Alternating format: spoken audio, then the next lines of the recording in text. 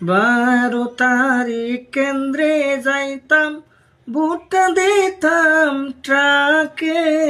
সিলেট আমরা রাকমল ভাইয়ায় খারাই শোনে কাশনে বন্ধুরে।